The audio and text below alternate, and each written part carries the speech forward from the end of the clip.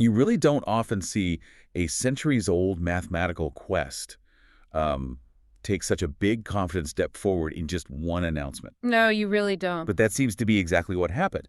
A DeepMind-led team found these new families of unstable singularities in the core equations for fluid dynamics, the famous 3D Euler and Navier-Stokes equations. Yeah, this is genuinely a breakthrough. It absolutely resets the map for how AI can be used in fundamental science. I mean, for decades, researchers have been hunting for these very specific, incredibly delicate mathematical profiles. Right. And the secret sauce here, the thing that let AI crack it, wasn't just, bigger It's computers. emergency power, yeah. It was smarter AI, specifically physics-informed neural networks, or PNNs. Okay, PINs. Let's dive into this then. Yep. Our mission today is really to unpack how this specific technology, these PINs, managed to turn what sounds like an impossible needle-in-a-haystack mathematical search Yeah. into something, well, reproducible and hyper-accurate.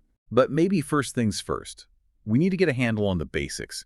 What is a PINN? And why is it different? Why does it matter more than just a standard machine learning model?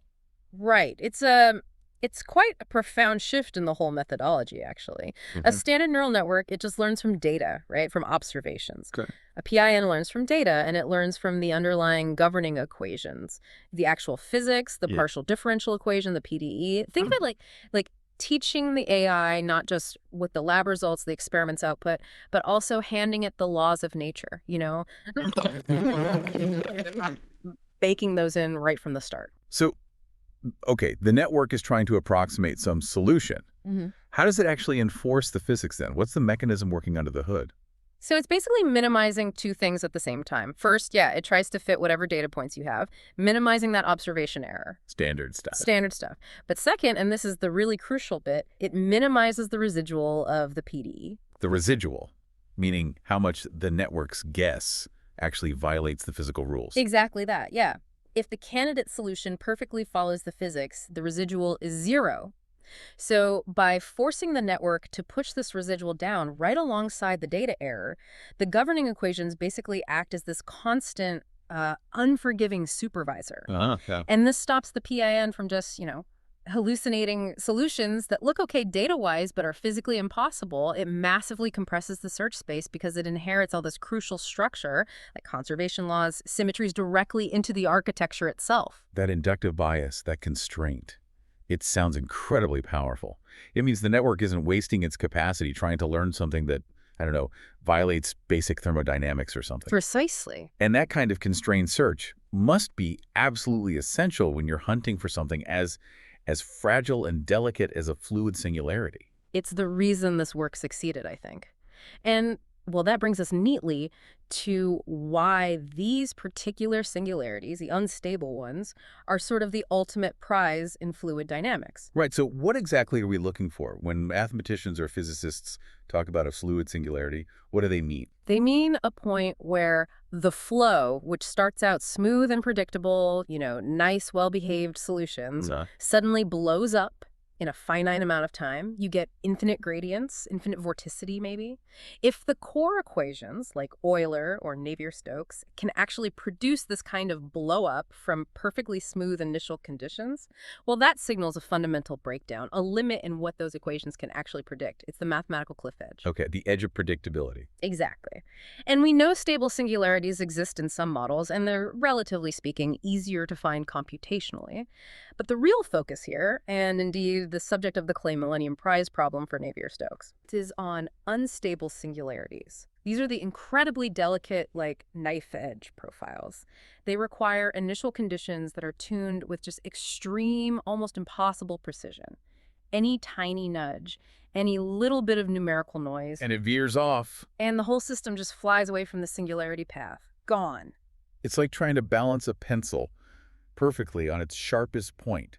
It'll only stay there if you set it up with basically infinite precision, which you can't. That's a perfect analogy, exactly. And for the really foundational questions in 3D fluids, for Euler and Navier-Stokes, the expert consensus is that if a singularity exists from smooth data, it's almost certainly going to be one of these unstable types. Which makes them the most important mathematical target. And the absolute hardest to compute. Yeah. And this DeepMind-led work, they didn't just find one isolated case by luck. The claim is this is the first systematic discovery of whole families of unstable singularities across several relevant fluid models. And crucially, delivered with an accuracy that's suitable for rigorous computer-assisted proofs. Okay, that's interesting. So how did they do it? This is where the methodology gets really clever, right? Because they didn't just like run a massive simulation and hope it blew up somewhere. No, you simply can't do that. As we said, the instability means you'd need infinite precision in your initial conditions just to stay on that blow-up path. Any real simulation drifts off immediately. So what was the alternative?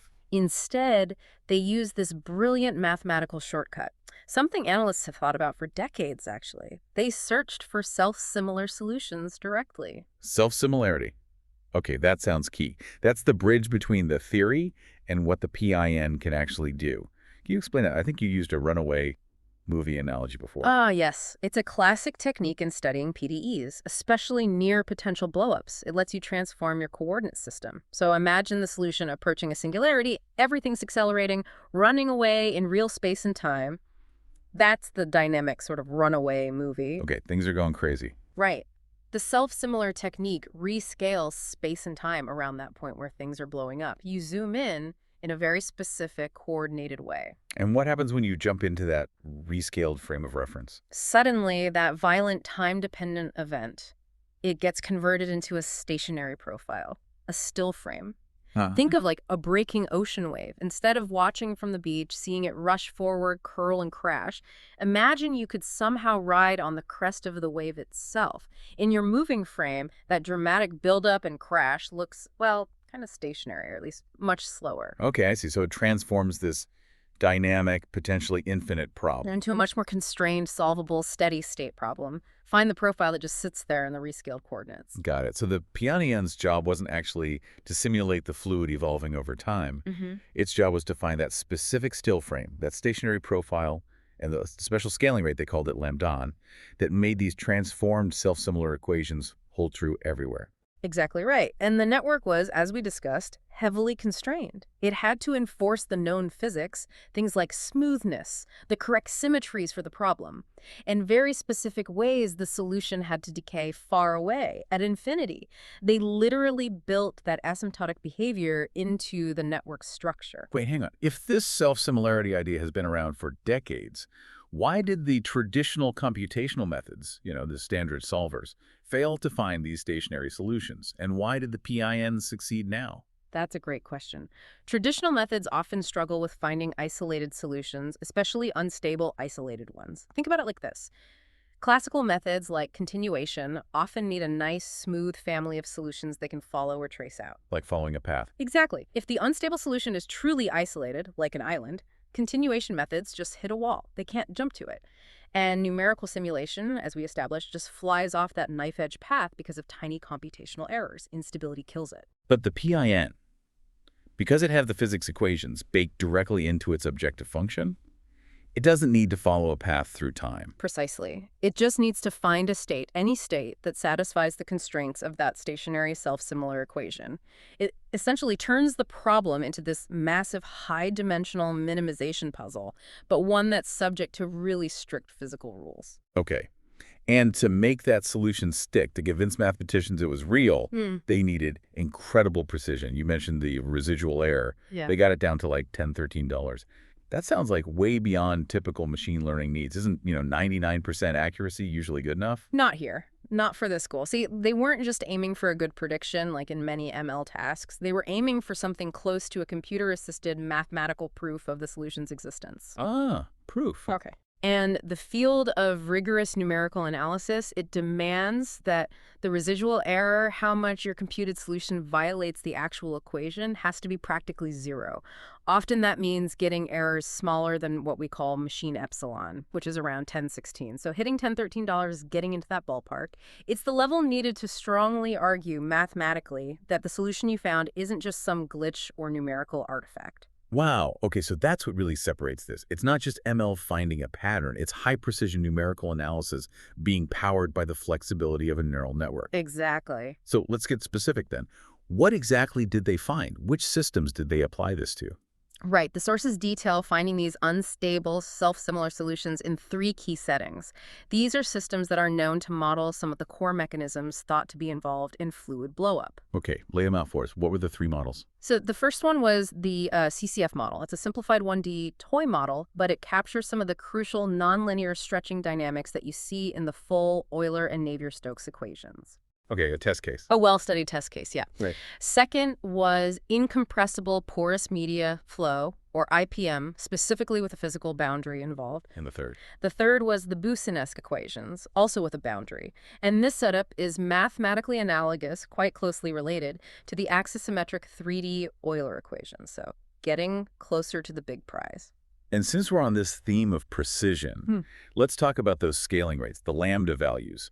When they find a specific lambda for one of these unstable solutions, what does that number actually tell us about the singularity itself? Is it like how fast it's blowing up? It's the characteristic rate, yes. It essentially defines how the flow fields, like velocity or pressure, have to rescale in space and time to maintain that self-similar structure as they zoom into the singular point. It dictates the dynamics of the collapse. And they found specific numbers. Oh, yes, very specific. For instance, for that CCF model, the first unstable blush they found had a lambda calculated to 10 decimal places, 0.60573370412. And for the Boussinesq model, the first unstable branch was found at lambda 1.3990961222.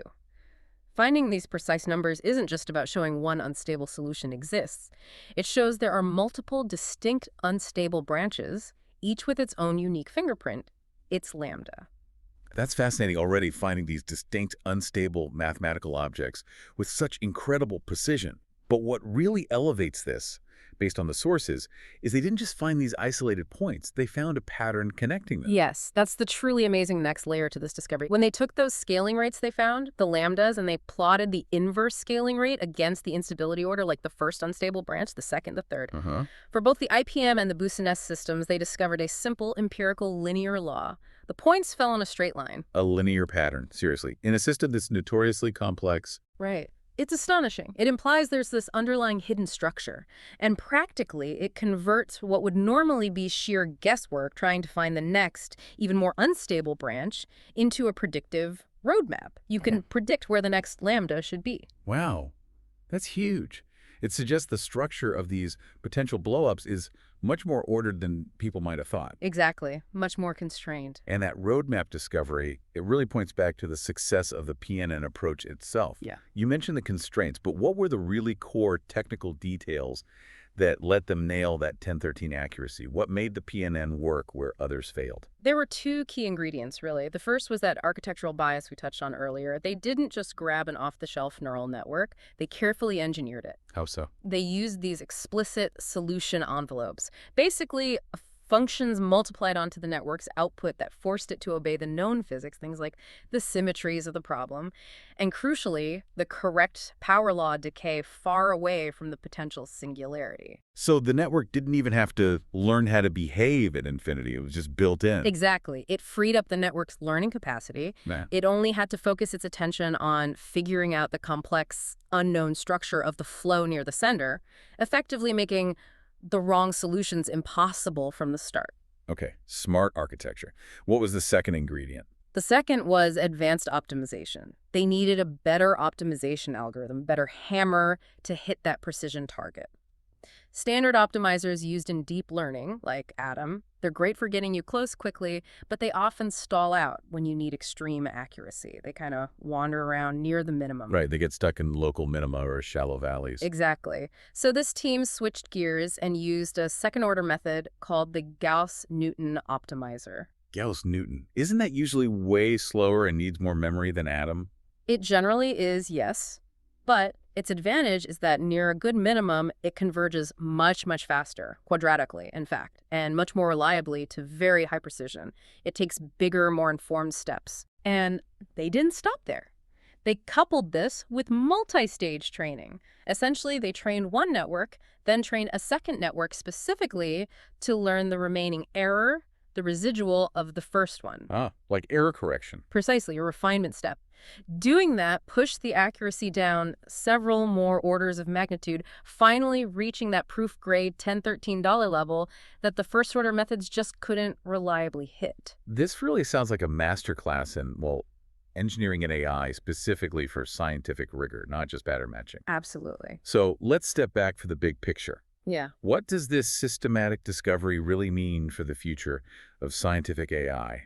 And, the elephant in the room, the 3D Navier-Stokes Millennium Prize problem? Well, look, this isn't about PNN suddenly replacing every traditional fluid solver out there tomorrow. That's not the point. It's about opening doors, finding solutions that standard numerical methods, standard pipelines have really struggled with or couldn't access at all. It's this beautiful collaboration between human insight, the symbolic math like self-similar analysis, and the numerical power and flexibility of PNNs. It fits squarely into this growing field people are calling computer-assisted mathematics. And its relevance to the big Navier-Stokes prize problem seems pretty direct then. It's very relevant. Discovering these unstable families, especially finding that empirical linear law for the scaling rates, provides a kind of recipe, or at least a strong template for future research. It strongly validates the idea that searching for self-similar profiles is the right path for the 3D case, too. And this methodology, it gives researchers a much clearer, more confident path forward for how to actually find them. It's a definite step towards building that hierarchy of unstable solutions people think might be needed for the full 3D problem. So a methodological breakthrough with direct implications for one of math's biggest open questions. Yes. But the utility goes way beyond just fluid dynamics, too. I mean, if you, the listener, are working in a business or a research group that deals with any system governed by partial differential equations, this PNN methodology could be hugely valuable. Why? What's the main advantage? It lets you leverage potentially sparse or limited experimental data, but crucially, it guarantees that the model you end up with is physically viable, that it respects the underlying laws you know must be true. Okay, so where else should people be thinking about applying this kind of physics-informed framework? What other fields? Oh, loads of places. Anywhere where fidelity to the fundamental laws is absolutely non-negotiable. Think about material science. You could bake in the known constitutive laws of a material while learning from limited sensor data during testing. Climate modeling. Definitely. Ensuring that any learned components, say for cloud parameterization, still honor the fundamental energy and mass budgets of the atmosphere. That prevents the model from making physically nonsensical long-term predictions. Makes sense. And it's extremely relevant for things like medical flow modeling, blood flow in arteries, for example. Any AI simulation must honor basic conservation laws and realistic boundary conditions if it's going to be medically useful or trustworthy. PINNs offer a way to enforce that. So, okay, if someone listening is tackling a complex PDE problem, maybe it's in structural mechanics or chemical reaction modeling, something like that, what's the key takeaway? What's the tooling advice from this fluids breakthrough? If they were setting up their own strike team, like the paper suggests, what's the checklist? Based on this work, there are sort of three main steps, I'd say. First, structure first. Always try to frame the problem using your domain knowledge, your symbolic insight. If you suspect a singularity or some sharp feature might occur, see if you can use something like self-similar coordinates to transform the problem into a more stationary search. Don't just throw the raw problem at the network. Okay, use the math first. Step 2. Step 2 is that architectural commitment we talked about. Encode the known physics symmetries, how the solution must behave at boundaries or at infinity, asymptotic decay. Conservation laws bake it right into the network architecture itself. Use that strong inductive bias. Make the network's job easier by focusing its power only on the truly unknown parts of the structure. Right, constrain the search, and finally, optimize for proof, or at least for rigor, not just for good enough prediction. Use the right tools for high accuracy numerics. That probably means higher order optimization methods like Gauss-Newton, at least for the final stages, and maybe multi-stage refinement schemes to really drive down that residual error. Aim for residuals below, say, $10 or $10. That's the path to results that aren't just interesting, but are mathematically verifiable and trustworthy. That's a great summary. This discovery, it really feels like it demonstrates a new, emerging rhythm for scientific discovery, doesn't it? I think so. It shows that PNNs, when you combine them carefully with deep domain expertise and a real commitment to high-precision numerics, can systematically find these specific, targeted objects that scientists and mathematicians really care about. And they can deliver them with the kind of precision needed for rigorous mathematics, maybe even formal proofs down the line. It's not automatic magic. No, definitely not. But it's a principled, reproducible search strategy, one that fundamentally respects the governing equations and meets the very high accuracy demands of fundamental science. It really is a merging of smart computation and rigorous analysis. Yeah. The source material actually uses that phrase, suggesting setting up a small strike team to tackle PDE-governed systems using exactly this workflow. So maybe the final question for you, the listener, is this. If the fundamental laws of physics can act as your AI's constant supervisor, what currently intractable, maybe centuries-old problem in your field could you potentially crack tomorrow just by making your AI refuse to break the rules? That's definitely something to think about.